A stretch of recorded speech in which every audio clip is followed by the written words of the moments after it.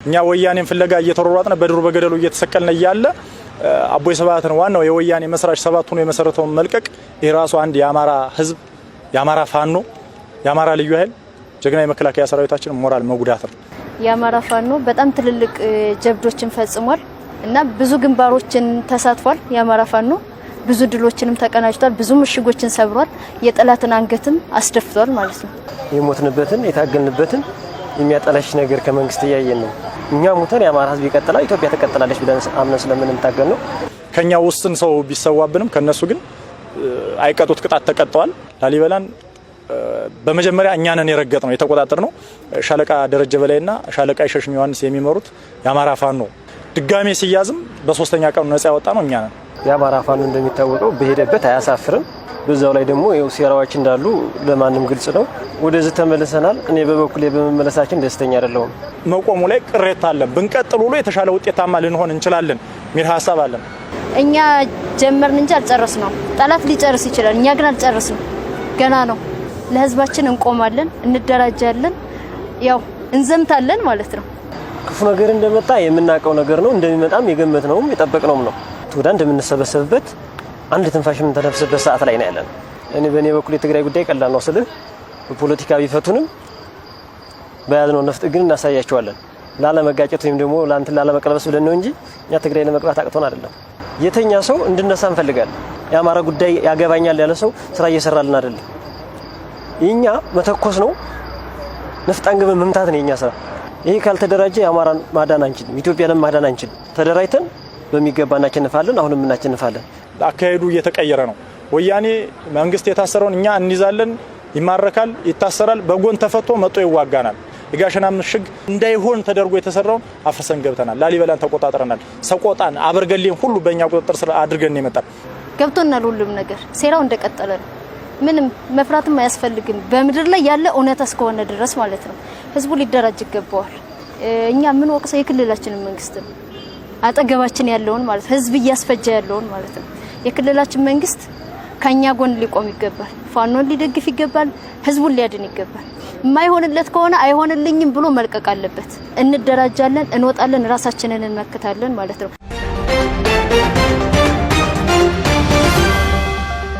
እኔ ያንሙት ይታይ ፍቃዱ እባላለሁ። የአማራ ፋኖ ነኝ። የደረጀ በላይ የሚመራው የዚያ ጦር ነን። ያው በተለያዩ ግንባሮች ብዙ ጀብዶችን ፈጽመናል። የአማራ ፋኖ በሚል ነው ይያዝልን የሚገባው።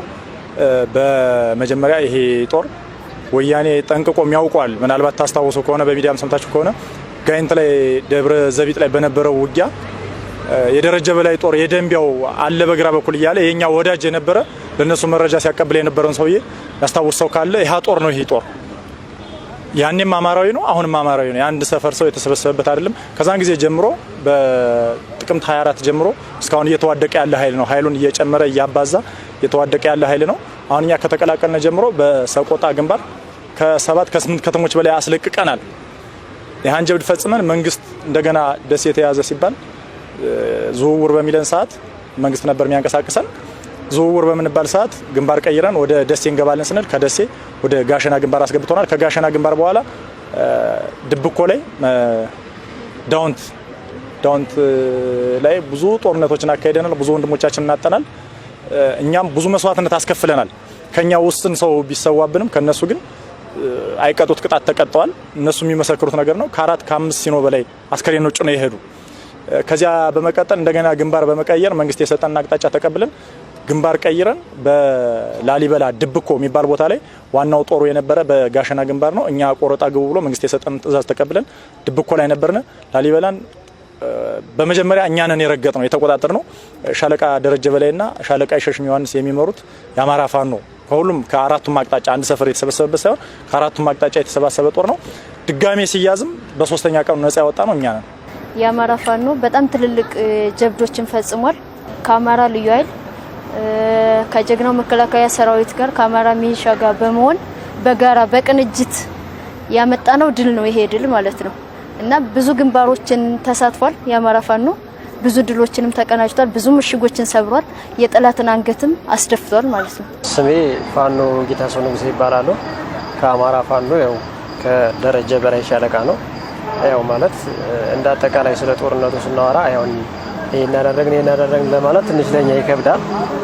ያ ማለት ደግሞ በራሳችን ሰው ራሳችን ስለተደፈር እኛ የምንናደደው ሀገራችን ለምን ተደፈረች ወይም ክልላችን የአማራ ህዝብ በተለይ የሚወሉ ህዝብ ታላቁ ህዝብ አለምን አንገቱን ደፋ የሚለው ስለሚያናድደን ስለ ምሽግ ምናምን ማውራት አልፈልግም። ማለት እጅ ተነሱ ቦታ ሰብሬው ቢሆን ሰበርኩት ቆረጥኩት ብዬ ላወራ ፈልጋለሁ። አሁን ግን ከራሴ ቦታ መጥቶ የራሴን ንብረት ነክቶ ቆረጥኩት ፈለጥኩት ብዬ ማውራት አልፈልግም። ግን ያው የአማራ ፋኖ እንደሚታወቀው በሄደበት አያሳፍርም። አጥቅቶ ነው የሚመጣ። ግን ትንሽ ከመሆኑ አንፃር ወይም ደግሞ አደረጃጀታችን በጣም ያነሰ ከመሆኑ አንፃር ሁሉንም ግንባር ለመሸፈን አልቻልንም። በዛው ላይ ደግሞ ያው ሴራዎች እንዳሉ ለማንም ግልጽ ነው። ሴራዎች ትንሽ ስለሚያስቸግሩ እነሱ ነገሮች አሉብን። በመቀጠል ያው አሁን ባለው ነገር ወደዚህ ተመልሰናል። እኔ በበኩሌ በመመለሳችን ደስተኛ አይደለሁም። ግን ያው በመንግስት አካል ስለምንመራ የራሱን የቻለ አደረጃጀት አለን። የራሳችን አደረጃጀት ግን የራሳችን ቦታ ስለሚሰጠን አቁም በተባለው ማለት የመጨረሻው ፋኖች ያው አንመለስም በማለት ቆይተን አሁን ነው እየተመለስን ነው። ግን የምንሰማው ኢንፎርሜሽን አሁን ደስተኛ ያደረገኝ በተለይ አሁን ምሽት ላይ ይሄ ነው ብዬ መናገር ባልፈልግም የሰማሁት ነገር አላስደስተኝም። ያ ማለት በቃ አሁን በጣም የሚያስከፉ ነገሮች እየመጡ ነው። የሚያስከፉ ነገሮች ስንል የሞትንበትን የታገልንበትን የሚያጠላሽ ነገር ከመንግስት እያየን ነው። ያው ይሄ ለኛ እንደሚደረግ እንጠብቃለን። እኛ ወይም ለምስጋና ወይም ለምንም ብለን አይደለም። ታላቅ ህዝብ አለን። ያን ታላቅ ህዝባችንን አንገቱን ላለማስደፋት ነው። እኛ ሞተን የአማራ ህዝብ ይቀጥላል፣ ኢትዮጵያ ትቀጥላለች ብለን አምነን ስለምንታገል ነው። ትንሽ ብቻ ደስተኛ አይደለንም። በበኩል አሁን ባለው ሁኔታ ትንሽ አስቸጋሪ ነገሮች አሉ። ያው መንግስትን ጥሩ ነው የምንለው እኛ በውጊያ በነበረን በተሰጠን ቀጠና የተሻለ እንቅስቃሴ ያደረገልን ድጋፍ ያደረገልን ነበረ። ከዚያ በመስተዋዛውርት ስናየው ግን ይሄ ወደ ፖለቲካው ያለውን አቅጣጫ ብዙም እንኳን ይሄ ነው ማለትና እንደዚያ ነው ማለት ባንችልም አካሄዱና ጅምሩ ጥሩ አይደለም። እኛ ወያኔን ፍለጋ እየተሯሯጥን በድሩ በገደሉ እየተሰቀልን እያለ አቦይ ሰባትን ዋናው የወያኔ መስራች ሰባቱን የመሰረተውን መልቀቅ ይሄ ራሱ አንድ የአማራ ህዝብ የአማራ ፋኖ የአማራ ልዩ ኃይል ጀግና የመከላከያ ሰራዊታችን ሞራል መጉዳት ነው። ይሄ ከመንግስት የሚጠበቅ አይደለም። ከዚያ ሲቀጥል የኛ ንብረቶች ሁሉም ተጉዘው መቀሌ ገብተዋል። መቀሌ ገብተው እያለ ግን እነሱ መካኒክ ይዘው ነው የመጡ፣ ሹፌር ይዘው ነው የመጡ፣ ሁሉን ነገር አድራጊ ይዘው ነው የመጡ፣ ደፋሪ ደውቄት ሰራቂ ሁሉንም ይዘው ነው የመጡ። የኛ መንግስት ግን በዚህ ጉዳይ አልተዘጋጀም። እንደ ኮሚቴ ነው መዋቀር ያለበት። እኛ ፋኖ ቢገባ ፋኖ መኪና ይዞ መውጣት ሌላ ነገር ይዞ መውጣት አይደለም የሚገባ ኖርማል ደሙን በደም መመለስ ነው።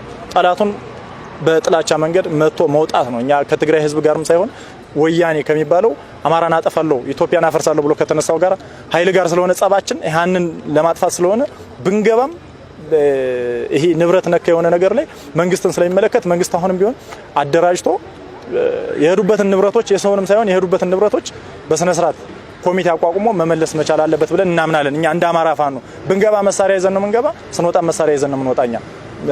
ይሄ ገደብ መሰጠቱ ራሱን የቻለ አካሄድ ሊኖረው ስለሚችል ግንባር ላይ ያለ ሰው ነው የሚያውቀው። እኛም ብንሆን ስለ ጦርነቱ እንደዚህ ነው እንደዚያ ነው ማለት አንችልም። ቀጥል ሲለን እንቀጥላለን፣ አቁም ሲለን እናቆማለን።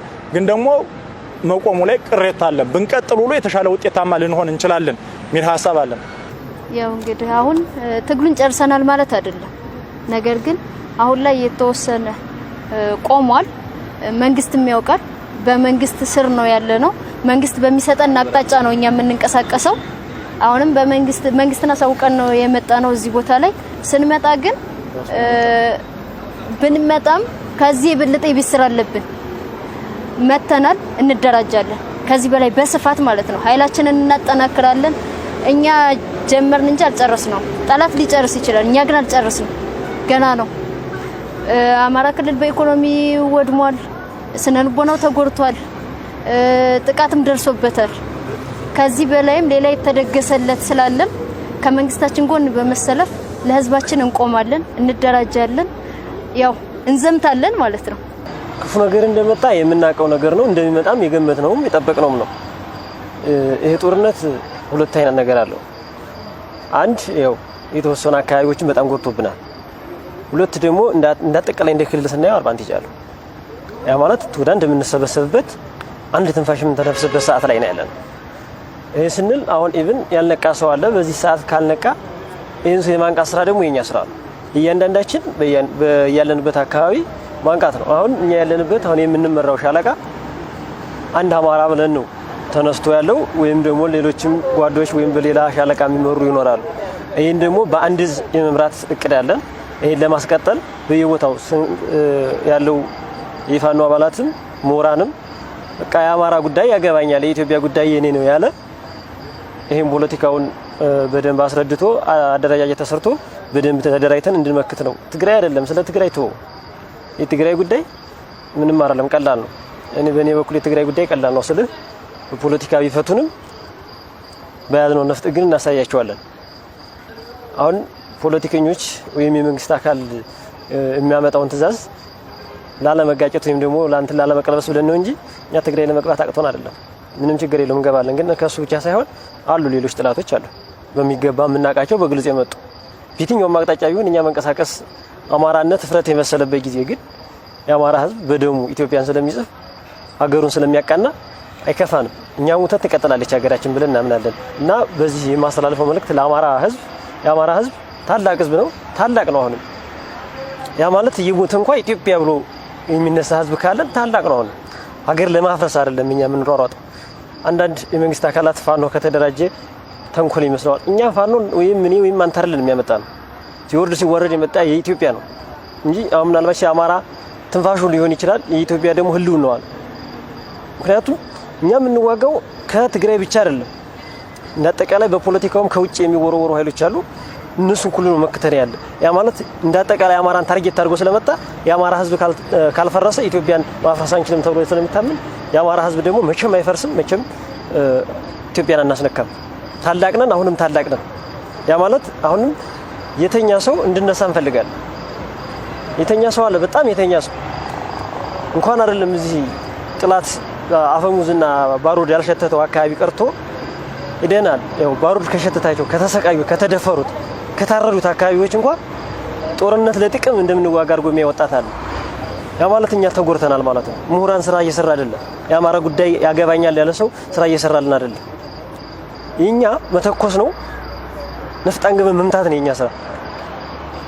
ደግሞ እኛን የሚደግፍ ሰው ደግሞ በተመሳሳይ ብዕር ይዞ ከኋላ ተከትሎ የአማራን ህዝብ ሊያደራጅልን ይገባል። ይሄ ካልተደራጀ የአማራን ማዳን አንችልም፣ ኢትዮጵያንም ማዳን አንችልም።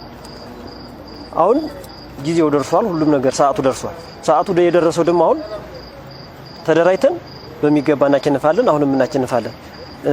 አሁን ግን አሁንም በሚገባ የምናገረው አሁን አቁም የሚባለው ነገር በጣም እየጎዳን ነው።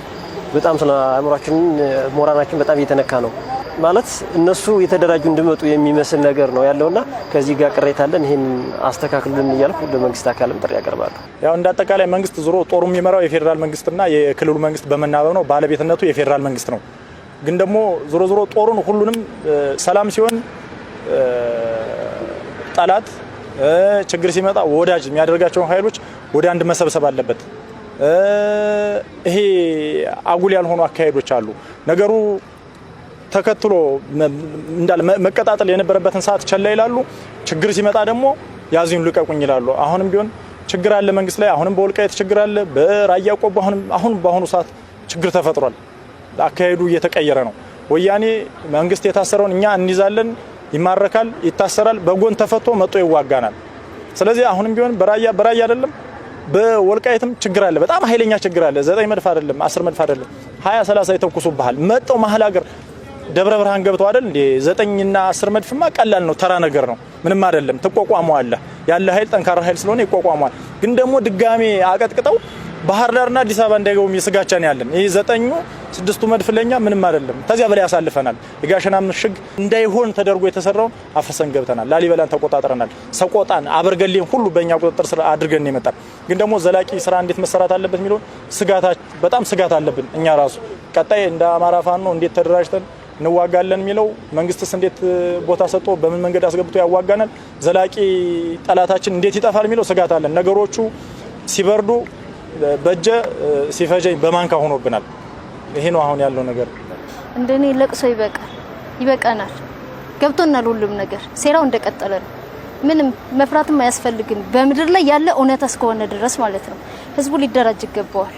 ከዚህ በኋላ ሀብት ንብረት ቤት አያስፈልግም። ሁሉም አይቶታል። ሁሉም ተሰድቶ አይቶታል። በቃ ይበቃዋል። ሴት ወንዱ ሊነሳ ይገባዋል። ሊደራጅ ይገባል። በቃ መንግስትም ቢሆን ከዚህ በኋላ እኛ ምን ወቅሰው የክልላችንን መንግስት ነው አጠገባችን ያለውን ማለት ህዝብ እያስፈጀ ያለውን ማለት ነው። የክልላችን መንግስት ከኛ ጎን ሊቆም ይገባል። ፋኖን ሊደግፍ ይገባል። ህዝቡን ሊያድን ይገባል። ህዝቡን ሊያስጨፈጭፍ አይገባም። ከዚህ በኋላ የማይሆንለት ከሆነ አይሆንልኝም ብሎ መልቀቅ አለበት። የማይሆንለት ከሆነ ከዛ ውጭ ግን እኛ ከዚህ በኋላ እንኳን እኛ የአማራ ህዝብ ራሱ አይሰማ ሁሉም ተደራጅቶ ይወጣል፣ ራሱን ያድናል። በቃ ራሳችንን ማናድንበት ባንዴ ትንፋሽ ማንተነፍስበት ምንም አይነት ምክንያት የለም። የአማራ ህዝብ ባንዴ ትንፋሽ ተነፍሳል፣ አንድ ሆናል፣ እንደራጃለን፣ እንወጣለን፣ ራሳችንን እንመክታለን ማለት ነው። በራሳችን እንወጣለን ማለት ነው። ከዚህ ሁሉ ግን መንግስት ከኛ ጎን ይቁም ባይ ነኝ።